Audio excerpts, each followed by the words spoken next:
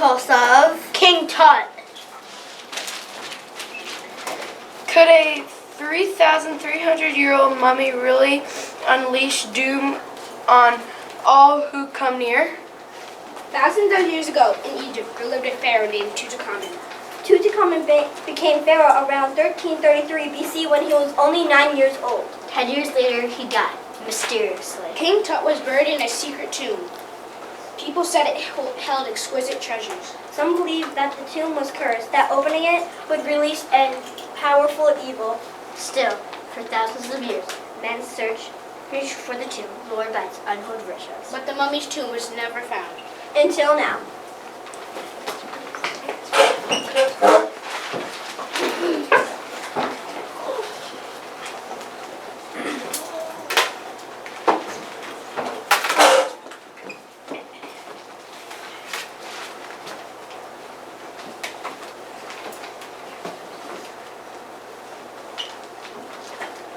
Luxor, Egypt, November 1922.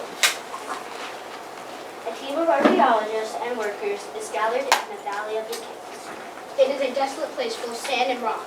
The men sweat profusely in the heat. Two workers talk to Howard Carter. You have been searching in this valley for years, Mr. Carter. What makes you think this spot will be any different? This is the one place in the valley where I have not yet looked. Fair enough. Gentlemen, let's clear away all this debris.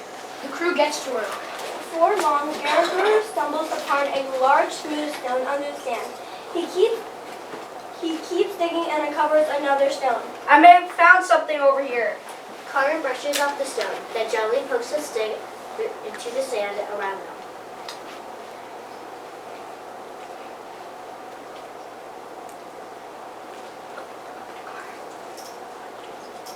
It seems to be part of a structure.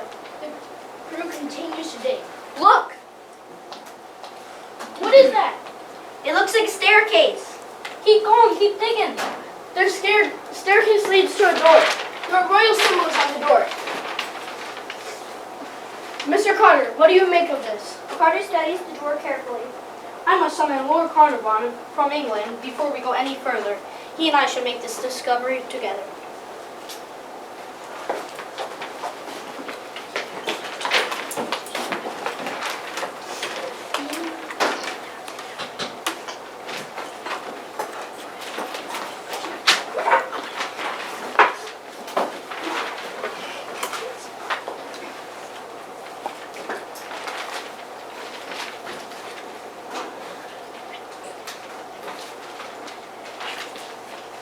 Carter's 10 later that day. Carter walks into his tent. He says there, waiting for him with wide eyes. You look as if you have seen a ghost. I just came from your house. A cobra clawed in and killed your pet canary. Oh my, I'm quite sad to hear that. The cobra is a symbol of protection for the pharaoh. Don't you see, Mr. Carter? This is a warning. A warning about what? Not to disturb the pharaoh's tomb. My good man, that is nonsense. But, sir, Just think of it. If we find the tomb of Tutankhamun, we will be able to show the world a perfectly preserved piece of ancient Egypt. And we will be famous for doing that. What could be bad about that?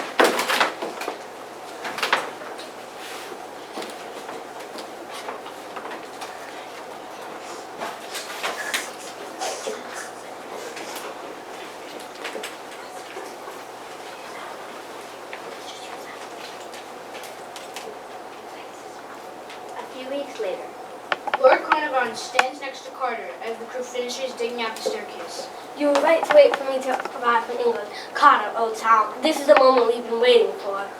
The crew carefully breaks through the door at the bottom of the staircase. After you, Carter. The crew carefully breaks through the door at the bottom of the Carter leads with the team through the door and into the dark stone passage. The men are silent. Their faces full of wonder. The sound of their steps echoes off the walls. At the end of the passageway, they come to another steel door. This door has hieroglyphics on it. Let me have a look. Too uncommon. By Jove, Carter, we found it. No human has set foot in here for thousands of years. With trembling hands, Carter makes a small hole in the door. What is scared before him? He pokes his head through. A sudden blast of hot air escapes from the chamber. The candle flickers. Can you see anything? Yes, wonderful thing. The hole is wide and the men slip through. They found themselves in a room, overflowing with glittering treasures, statues, jewelry, and gold. Everywhere, the glint of gold. Gardner picks up a gilded wooden crook. Carter, I can't help but wonder if these serpents have real power. People have warned me that a curse will be unleashed if we enter this tomb.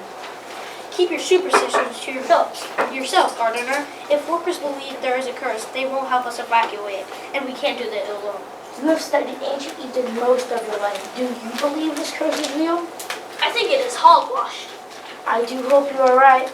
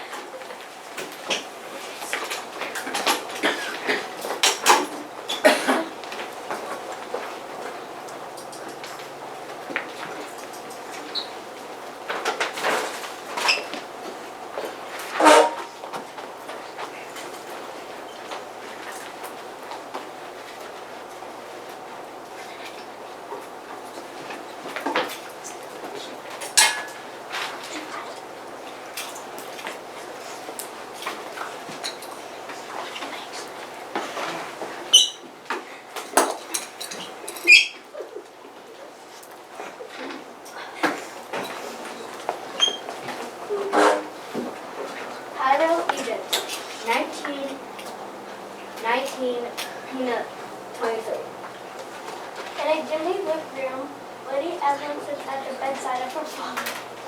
Lord Carmeron looks thin and frail in the large bed. Father, your skin is so pale, and that red mark on your cheek looks like it's on fire. It's nothing, just a mosquito bite. Are you sure? You seem to be having trouble breathing. There's no trouble. I'm overjoyed. I know, Father. Your archaeology team has made the discovery of the century. Your name will live forever in history books. Lord Carnarvon begins to cough. A doctor arrives. Doctor, can you help him? I don't know. This is a very mysterious illness. He must get well. Hadn't he birth? Ah, yes. The discovery of the tomb of Tutankhamun. All of Egypt had been speaking of it. The treasures inside have been hidden for more than 3,000 years. Forgive me, my lady, but perhaps they should remain hidden. What do you mean? Many believe that the final resting place of the pharaoh is sacred and that those who enters a pharaoh's tomb will be cursed. Thunder echoes outside. Lady Evelyn and the doctor both tell. The lights flicker. Father did fall ill soon after he entered Tutankhamun's tomb. Lord Carnarvon's body begins to tremble. He reaches out for his daughter's hand. Evelyn, tell Carter he must. Carnarvon gasped for breath. Father? The lights flicker and go out. Thunder sounds again. The room is dark, except for a sliver of moonlight peeking in through the window. Doctor checks Carnarvon's pulse.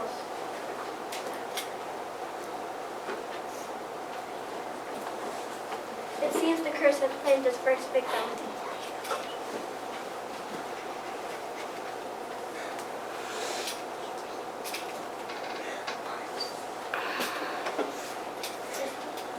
Is he?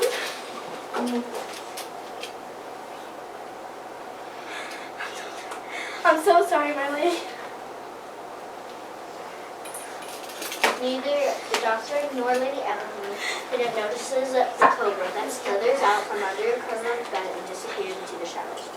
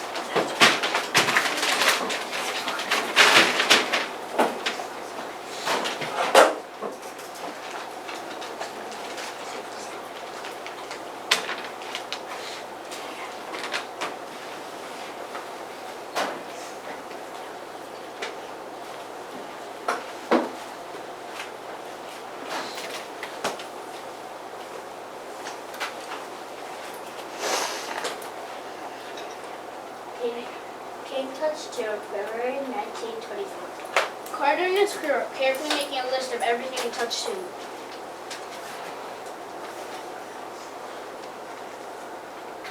Inside the burial chambers, the workers use pulleys to lift a coffin out of the stone sarcophagus.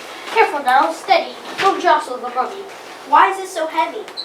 The coffin seems to be solid gold. Just think, soon we will be looking into the face of an ancient king. If only Lord Carnarvon were alive to see it. Can someone take this rope? I feel weak. I'll get it. Gardner takes the rope, just as Miss promises. What happened? I am not sure. One moment he was fine, the next he fainted. He must be overheated. Get this man to a tent and give him water.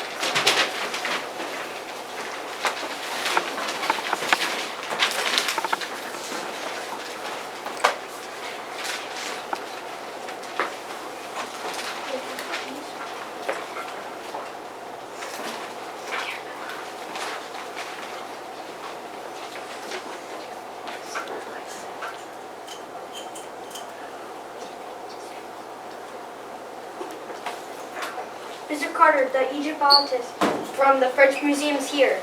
Carter follows Gerber out of the tomb to his tent.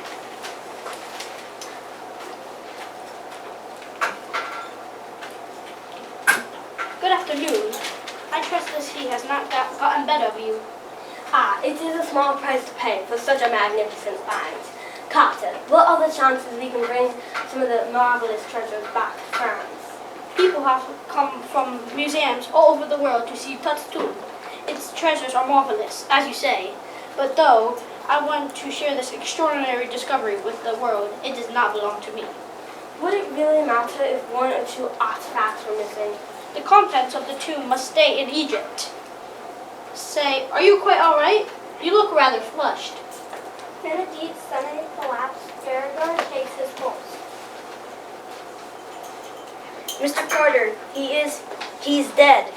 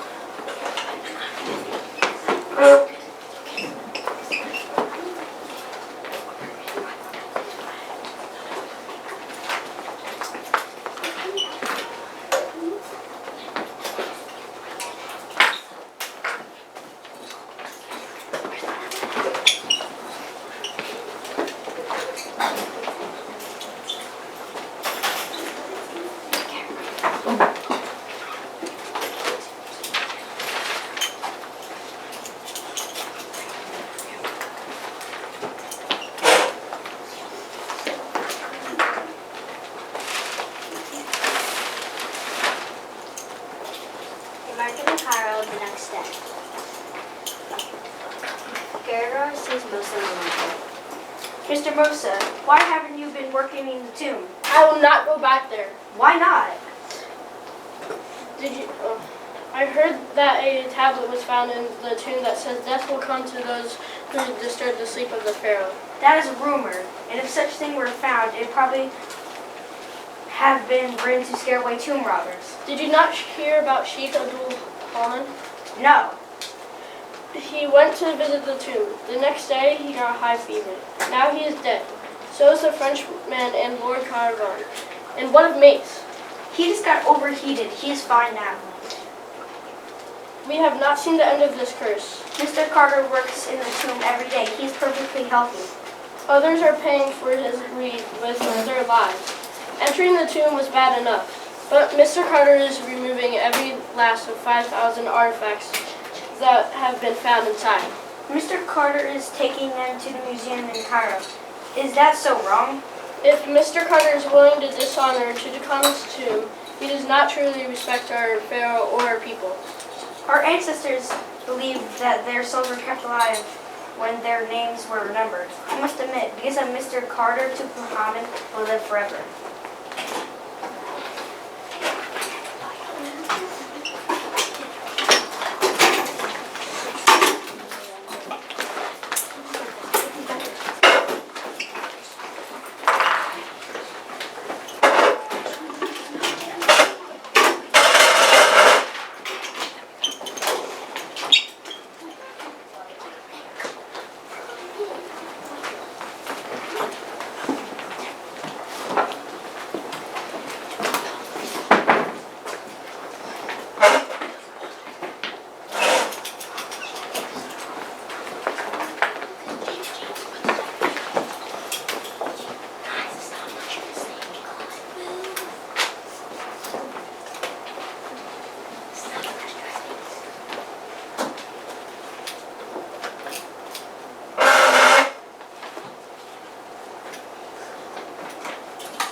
California, 2018.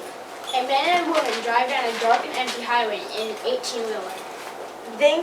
Thanks for giving me a ride to Arizona. What are you hauling tonight? Ancient treasure. I'm bringing it to a museum in Los Angeles. Are you kidding me? Nope. It's stuff from that tomb of Nope, it's stuff from that tomb of that mummy guy, King Tut. Doesn't that give you the creeps? What do you mean? Would you want someone digging you out the ground the earth after he died would ever have to rest in peace? It's funny you should say that. When I took this job, they told me that a bunch of other drivers had already turned it down. Why? People say there's a curse on anyone who disturbs King Tut or anything that was buried with him. They believe that what's in the back of the structure have never been taken from his tomb. What do you think? I think it's time to stop for your coffee. Angela steers the truck onto an exit ramp. Just then, the truck's headlight catch something stretched across the road. What is that? Angela and Tony see a flash of yellow eyes. Watch out! Angela hits the brakes. Ah! The truck skids into a ditch and comes to a violent stop. The truck skids into a ditch and comes to a violent stop.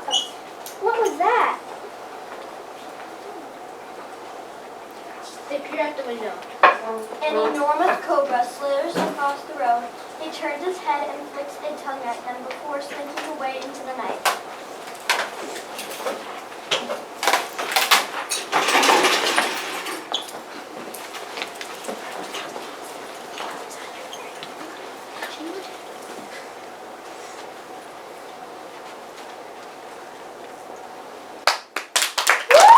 Revenge of the gods. Humans beware, the fiery tempered gods and goddesses of Greek mythology don't hold back. In the countryside of ancient Greece, a group of young people are playing games. The next challenge will be to try to move this giant rock. Speaking of rocks, I heard there's a horrible sea monster that lives behind a giant rock in the sea, and Not now, Echo. We're having a contest. I was just trying to share some of my wonderful knowledge.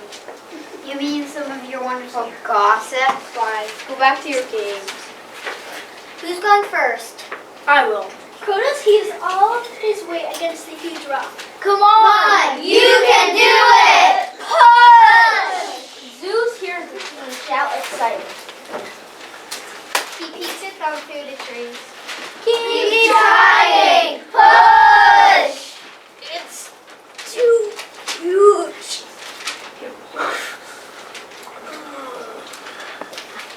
Speaking of huge, I heard that when Hercules was chasing a huge man-eating lion. I'm supposed to be on Mount Olympus, but I can't resist having a bit of fun. Zeus transformed himself into an old man. He stoops his back and hobbles up to the group.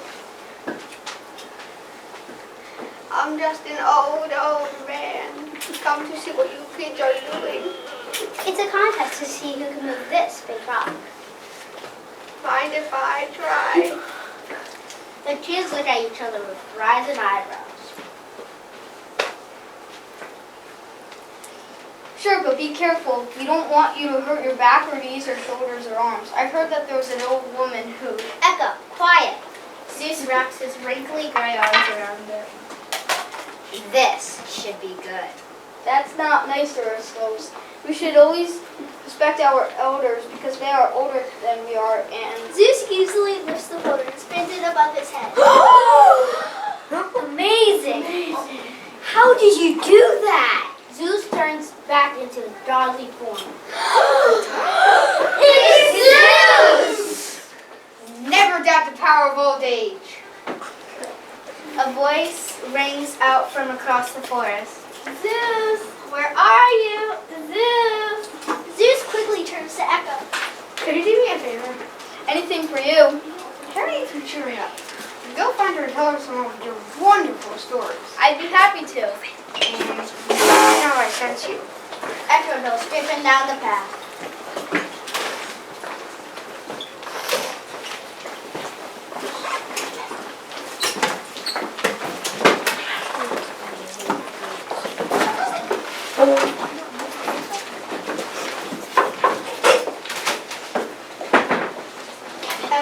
Echo?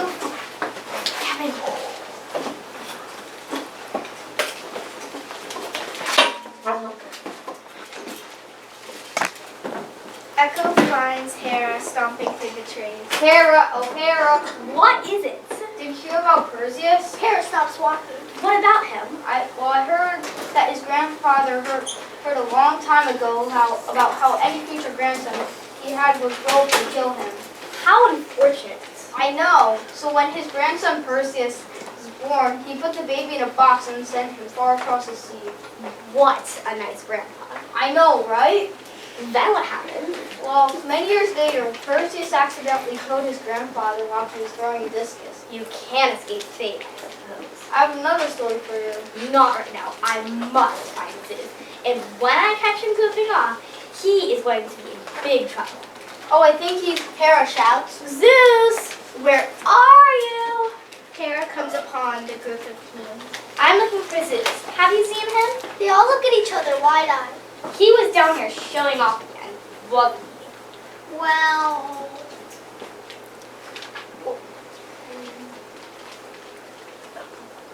I have stage fright.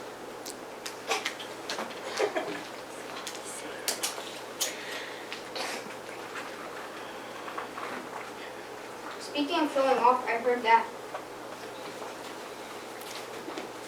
Hera turns to Echo.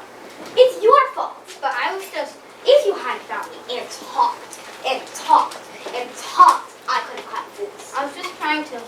You always have to have the last word, don't you? No, it's just that. Hera's eyes flash with anger. Well, what are you gonna do?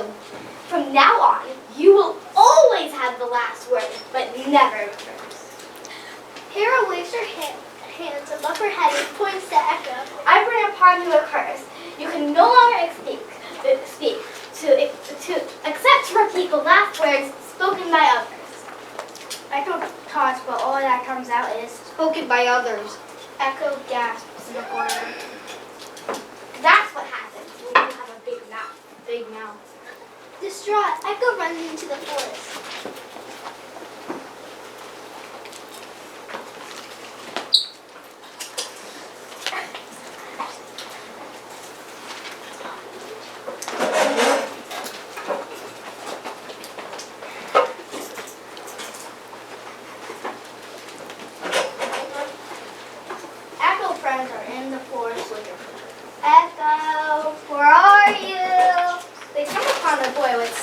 black hair and bright golden eyes. Can we ask you a question? I already know what it is, and the answer is sometimes, but I'm used to it. What? You were going to ask me if it's hard being so handsome, right? No. We were going to ask you if you've seen our friend Echo. What does she look like? She has dark curly hair and a sweet round face.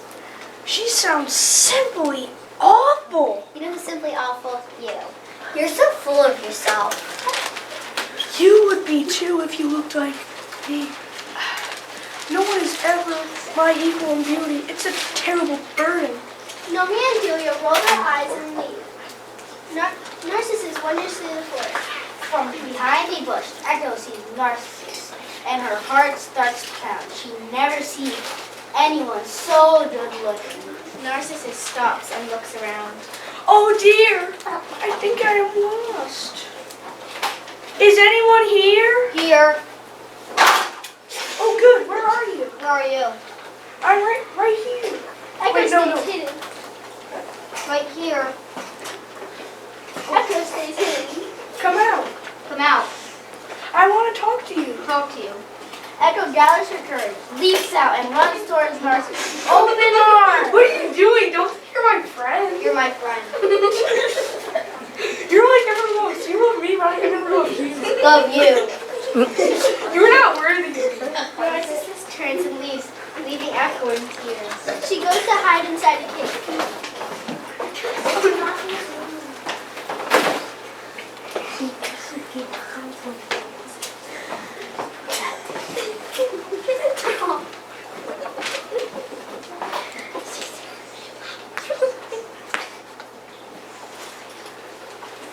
On a Mount Olympus, two daughters are looking down at Earth.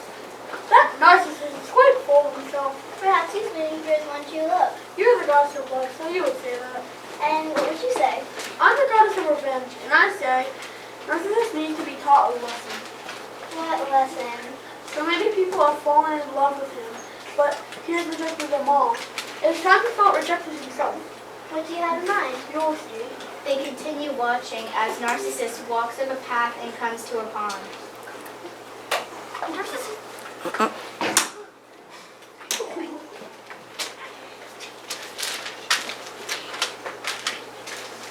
He crouches down and leans forward to take a sip of water, but stops suddenly when he sees his own reflection.